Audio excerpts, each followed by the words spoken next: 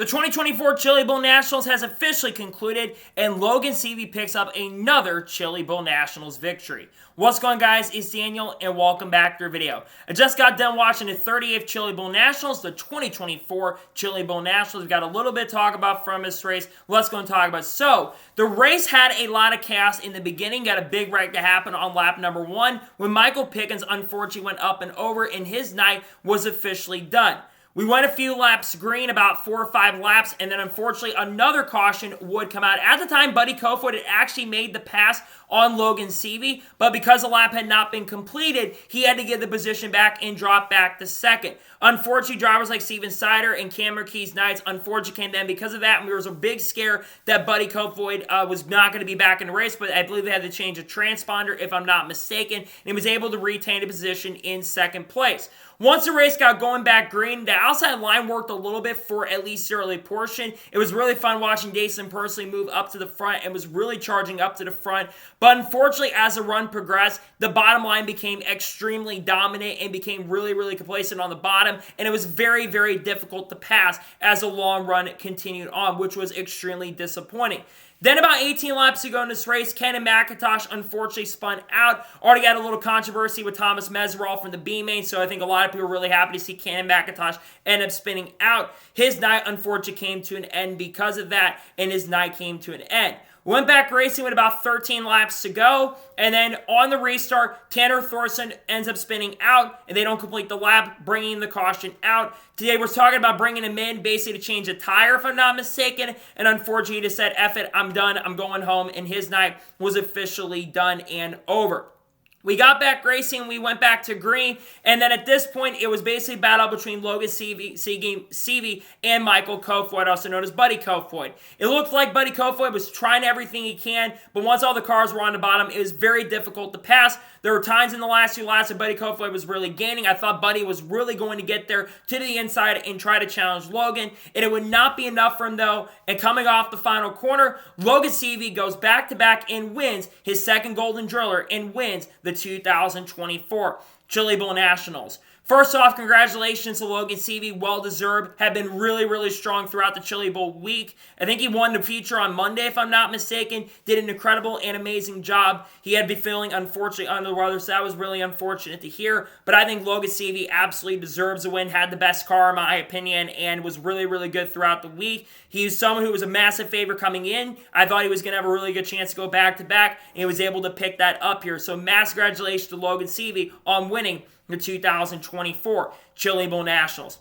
So now let's go ahead and take a look at the race results, and I'll give you more of my score and thoughts on the event in today's race. So Logan Seavey picks up the victory. Buddy Kofoid finished the second. Buddy Kofoid was the only one that really had anything for Logan Seavey tonight. I thought he was going to win the pole. He actually won the pole, as a matter of fact, but unfortunately was not able to hang on to the lead. He really tried everything to get up there, but it seemed like the car was fading in the second half of the race, but still coming home second. A great night for Buddy Kofoid, who I believe did not make the A-main last year. Corey Day finished third, extremely impressive, had a really fast car tonight. Unfortunately, I have anything for Buddy Kofoid or Logan Seavey, but still a really great night for Corey Day in third place.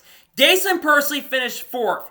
He comes all the way from the D-main and goes all the way up and finishes in fourth place. Extremely impressive and extremely incredible. If the Highline had stayed working a little bit longer, I think Dason could have had something for Logan Seavey and Buddy Kofoid, but finishing fourth from starting all the way back in 20th position is absolutely impressive. Hank Davis finished fifth. Great run for him. Ran top 5 pretty much all night long. Was up to third or fourth at one point. Fell back to fifth, but still a very solid run in fifth place. Shane Gollenbach finished sixth. Solid run for him. Got up to sixth position near the end of the race. Able to actually get around Tanner Thorson. That's a big reason why he finished sixth, but still a really solid run for him. Tanner Carrick finished seventh. Seemed like he didn't have the speed or pace to keep up with the leaders and unfortunately faded near the end of the run. He unfortunately finishes in seventh. Spencer Basin finished sixth, who had a little damage after crashing during the pole shuffle during basically the running for that. He unfortunately finishes eighth. Never got a chance to get farther up than that. Michael Feliciano finishes in 9th, solid run for him. And Jake Swanson in the Alex Bowman car finishes in 10th. I believe it's the second or third time that Jake Swanson has made it to the 8th feature, so good for him to finish in the top 10. Emerson Axon finished 11th, solid run for him. Ryan Tins finished 12th, good run for him. Not amazing, but a solid run for him. I think it was potentially his first 8th feature. Had one basically finished in the top 2 in his feature nights and was able to make the main event. Good run for him in 12th place. That kid's got a ton of potential. Chase Johnson finishes 13th. Cale Drake finishes 14th. Colby Copeland finishes 15th. Briggs Danner, who made it into the event, I think for the first time, he finishes 16th. Andrew Felker finishes 17th. Good run for him. Carter Sarf, who I believe was working with Chase Briscoe's team, he finishes in 18th. Tanner Thorson, DNF, and finished 19th tonight. Cannon McIntosh, after crashing out, finished 20th. Chase Briscoe made the A-main once again. Unfortunately, ended up DNFing and finishing 21st. Cameron Kay finished 22nd. Steven Snyder Jr. finished 23rd. And finishing last in 24th place is Michael Pickens. So now, let's talk about the overall event as a whole, and I'll give you my score and thoughts on tonight's race. Honestly, I thought today there was a lot of positives with this event. Number one, I really liked that this race went very quick. Last year, one of my biggest complaints was how long the event took. If I remember correctly, this race got done at like 1:15 or 1:30 a.m. Eastern Standard Time. They got this race done before 11 p.m. Eastern Standard Time. That is a really good job by the Chili Bowl to speed up the process and get the event done a lot quicker, because it seemed like every year for the last 2 years, the event was taking a lot longer and a lot longer to get done. I think they did a really good job getting through the process and working on the track and getting it done.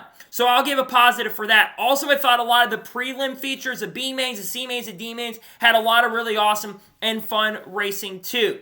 Unfortunately, we transitioned to the A main. Very disappointing race in my opinion. I think the last 2 years have put on some really solid and amazing racing. It was really good in the beginning, but unfortunately once the track got a lot of rubber in, it just seemed like that the racing wasn't as great. I think a big reason for that was unfortunately the lack of track prep. There wasn't a lot of track prep done before the event happened, but a lot of people wanted, like myself, as I just said a second ago, wanted the event to get done a lot sooner, and it seemed like that had to be a pretty big compromise, unfortunately, for that. So, the overall event itself, I'm giving it a high score of 8 or 9. Unfortunately, the main, which is going to be the most remembered part, probably one of my least favorite A-mains I've seen from the Chili Bowl. I'm giving it overall a 6. Again, there were good moments of the event for sure. Buddy Kofoid put up a really solid performance. I'm giving today's main feature a 6 out of 10.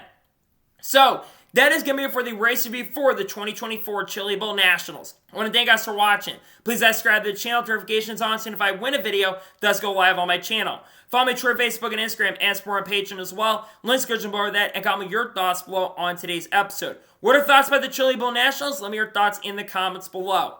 Tomorrow on the channel, I've got a couple videos dropping on the channel. We'll be discussing about some other news, and we're going to also have a winter predictions for Xfinity dropping. Also, congratulations Logan Seavey in the comments on winning his second Chili Bowl Nationals. I almost forgot to mention that, so congratulations him on winning that. I got a lot of great content dropping on the channel that I cannot wait for you guys to check out. So anyways, like I said, I want to thank you guys for watching today's episode, and I'll see you guys next time for more great, awesome NASCAR content, dirt content, and other motorsports content on the channel like this. Take care, everybody.